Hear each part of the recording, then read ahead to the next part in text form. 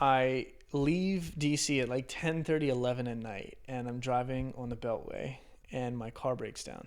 Fuck. And I got like, it was terrifying, bro. I was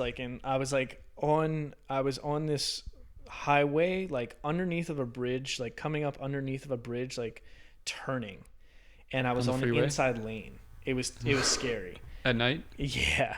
Yeah, and I was like, I'm in DC, like I can't do anything. Yeah.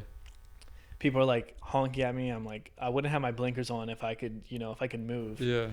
I wouldn't be sitting in the middle of the highway for no reason. So I call my dad, and he's like, "Oh, like there's nothing I can do. Like just call a towing company." And I'm like, "Gosh dang it, man! I'm already so broke. Like, I can't do anything." And so I call the towing company, and they're like, "We'll send someone out, but they might not be there for a couple hours." Yeah. And it's like 11 already. I'm like, "Bro, It was dangerous. what is going on? Like, what is happening in my life? Like, nothing was working up until this point. I was so mad." And I just sat in that car, and I was like so impatient. And I just knew, like, I was like, I am not getting this job. Like, I just knew The it. finance one that they loved you? That I just was like pretty confident I was going to get the job. Like, I just had this like intuition. Like, I knew I was not going to get the job. Yeah. And it was the first time that I was actually forced to sit and just wait. And I had nothing to do. It was way late at night, and I was like, it was the first time I was like recognizing, like, I was kind of like, I was trying to make things happen on my own, and God was like taking me another direction entirely. Because leading up to this, well, actually leading up to before I graduated, my mom, of all people, who like has never been, I don't want to say, like, she's been supportive of me, but she's never been like super adamant about me going into business for myself, which is funny because both of my parents are independent business owners. Yeah. Because she knew the struggles of it, or just... I think just because like the way that they learned is like, you go, you work, and like for the most part, like that's true. Like, So she like wanted you to work under somebody? Yeah. A story first. like Zuckerberg is like just like 1 in like 10 billion. Oh, for sure. It's hard for us to realize that too, just with technology. Any of those guys, like that's like whenever the oil, or the steel, like those richest dudes in the fucking world of the country, like we were alive during the internet.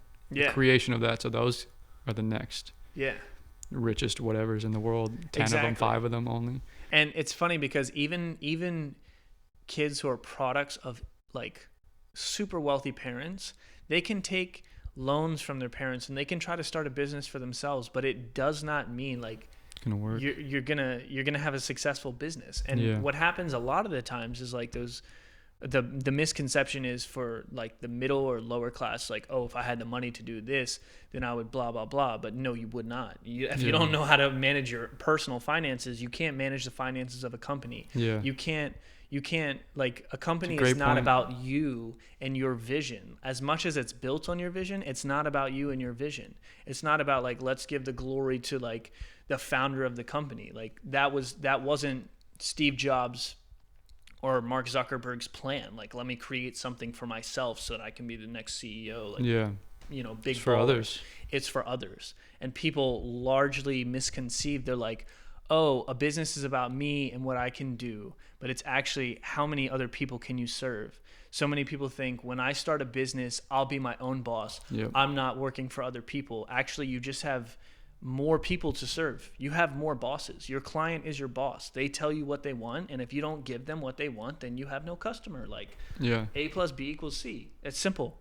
So, like, I'm at this point where I don't want to go back into entrepreneurship because I'm still bitter and hurting from the last venture that had failed. And I worked for, I didn't mention this earlier, but when I moved back from Manhattan, I worked for another startup company in automotive tech that actually had connections to Tesla. In your hometown? In Philly. In Philly. And they were doing like a great job, and they hired me as like business development and strategy. And it felt like everything I brought to them, they were like, oh, we love this, but we're not going to do it. We're going to do this instead. And we would go into meetings and I'd be like, we discussed like what we were going to talk about. You don't have to take my my strategies or my advice or any of the work that I do, but like I'm not coming to work just to like give you papers that you're gonna throw in the fire. Like that's a waste for me and for fucking you. Shredder. Yeah. So I was like, you know what? I'm done. Like I you don't quit want to. them? Well, they were moving into a fundraising round, and I just was like, I'm moving into. That was right when I changed to finance, and I was like, there's no way I can possibly work and do finance full time because like, if I finance classes, if I like get even a C in one of the higher level classes, I don't get to pass on. Like that's how Drexel worked. If I didn't get a C minimum in one of the higher level classes, and I couldn't pass on to the next higher level class, which would push me into the summer. So so I was like, okay, like I don't really see my future with this company anyways. And they ended up like doing kind of well actually. They ended up doing a partnership with UPenn, which was pretty cool. Yeah. I didn't know exactly what was going to happen, but always glad to hear like a company that I've was that good news with afterwards? Yeah. So no like hard feelings or animosity. Yeah. Just wasn't I loved the people that I worked with. It was another frustrating experience, and I was like, I am so sick and tired of like trying to be. I felt like growing up, I never tried to be extraordinary. Yeah. I was just always like, you know, kind of like a whoa factor to other people. People were like, why you have so many interests? Or like, oh, you've done things that like a lot of other people don't do. And it was never like super impressive for me. And then it's what you're trying to do. Yeah. And then I felt like it was at a point now where I almost felt like I was trying to be extraordinary just from like the desires that I had. And I was misconstruing those as saying like, oh, just because I have these interests doesn't mean that I'm trying to be extraordinary. But I was really trying at this time I was like trying so hard to be normal. Yeah. I was like, I just want a job. I don't want to have to dream anymore. And like, you know, that's kind of a sad place to be. Yeah. Where you're like so sick and tired of like hoping and dreaming for the future. And your fire inside was totally gone for a moment. Yeah.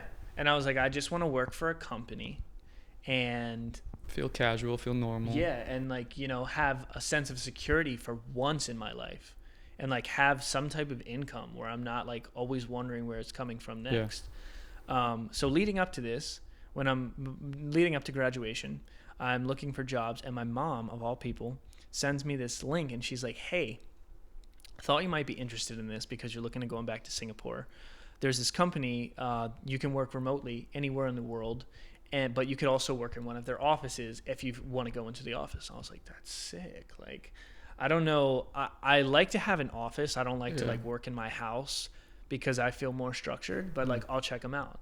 Turns out that they were like more along the lines of like a venture capital company, but they were hiring at the time.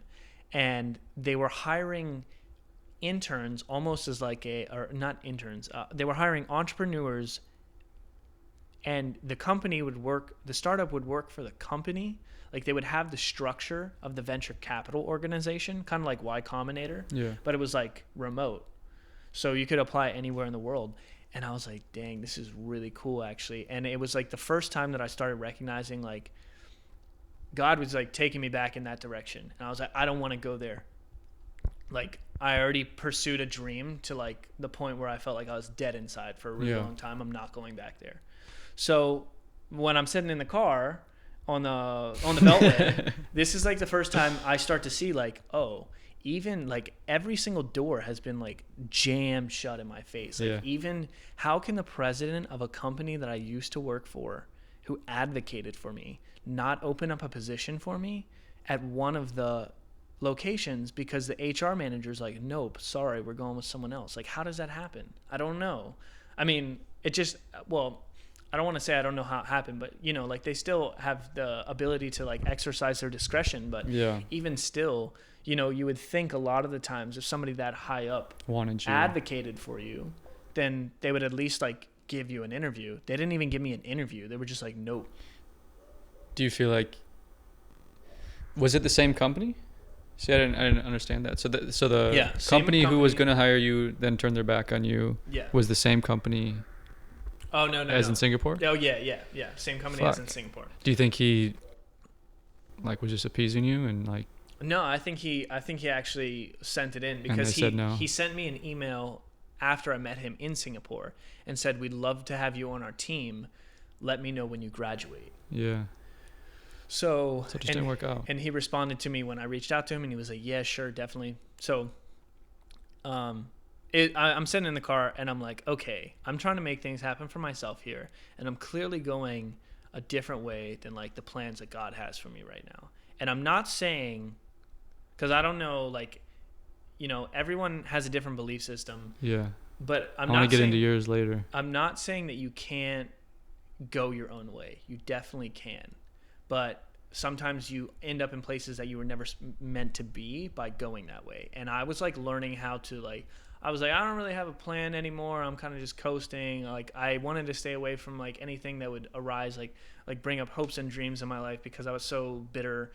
And then I was like, you know what? I'm just not applying for jobs anymore. I don't even care. I don't know what's happening right now. I don't know. Like I just felt like so lost and so purposeless, and I was broke.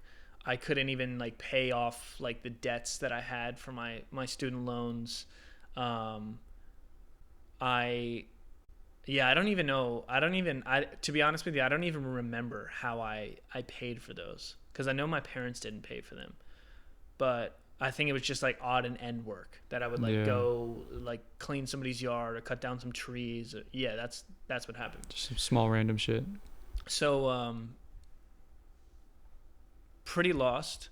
And then I get a part-time job working at a parts delivery company to pay off the rest of my credit card debt from everything that I had accumulated in Japan, and to pay my friends back, which was like so unlike me. I was like always trying to stay on top of everything. Pay that back, and literally I get my last paycheck, and I was like, you know what? I don't really know what's going on right now. It was like the beginning of May. I was out back with my family. I was finally like just enjoying where I was at in life. I was like, you know what? Like if this is where I'm going to be for a little bit, like I'm not going to be mad about it. And that was something that took me a long time to get used to, because I was always like, I want what I want for my life, and I'm not going to accept anything else. Yeah. And that is a tough place to be, because your character isn't developing like that. You know, like I look back on myself now and I'm like, dang, I was kind of a spoiled brat. Not because of like what my parents had provided for me, but because I was so stubborn that I wasn't accepting where I was at in life at that season and being okay with that. You thought you were like, oh, I'm better than this. Yeah. Or I should be somewhere else. Yeah. And like this isn't actually happening, almost like in a denial, but like not in denial. Like I knew it was happening. I was just like, this is stupid.